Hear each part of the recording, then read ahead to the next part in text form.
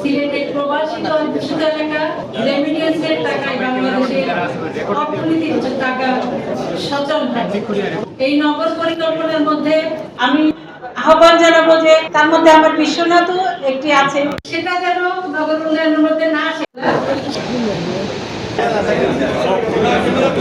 আজকে খুবই একটি আনন্দের দিন যে সিলেট উন্নয়ন কর্তৃপক্ষের কার্যক্রম শুরু হয়েছে এবং আমাদের মাননীয় প্রধানমন্ত্রী উনি ওনার যে পরিকল্পনা এবং ওনার 31 দফার মধ্যে যে পরিকল্পনাগুলো ছিল সেই পরিকল্পনার অংশ হিসাবে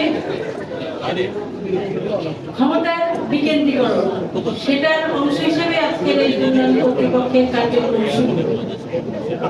সিলেট সবুজের শহর, সিলেটের প্রবাসী অধ্যুষিত এলাকা প্রবাসীদের রেমিডিয়েন্সের টাকায় বাংলাদেশের অর্থনীতির টাকা সচল হয়।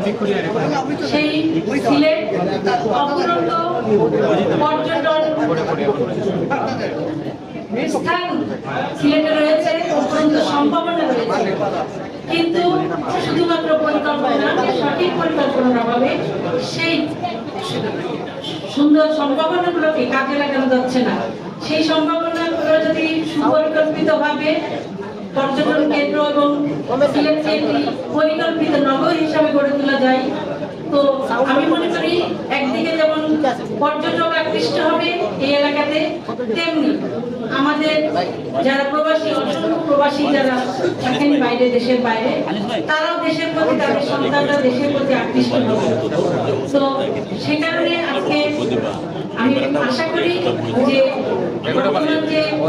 চেয়ারম্যান হিসাবে জনাব ফয়েজ লবি দায়িত্ব নিয়েছেন, ওনার সুযোগ্য নেতৃত্বে, সুযোগ্য পরিচালনায় এবং আমাদের মাননীয় মন্ত্রী খন্দকার আব্দুল মুক্তাদির সাহেব, উনি যেমন দেশের জন্য বিভিন্ন মন্ত্রণালয়ে কাজ করে যাচ্ছেন, ওনার সুদক্ষ নেতৃত্বে এবং কর্মপরিচালনায় সিলেট একটি পরিকল্পিত এবং সমৃদ্ধ নগর হিসাবে গড়ে উঠবে।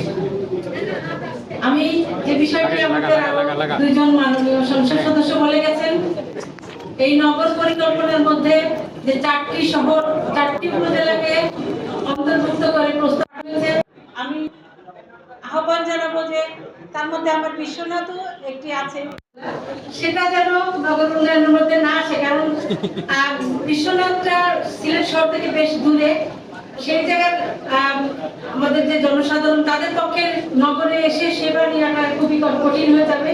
তো আমি আহ্বান জানাবো সেটার জন্য অন্তর্ভুক্ত না করা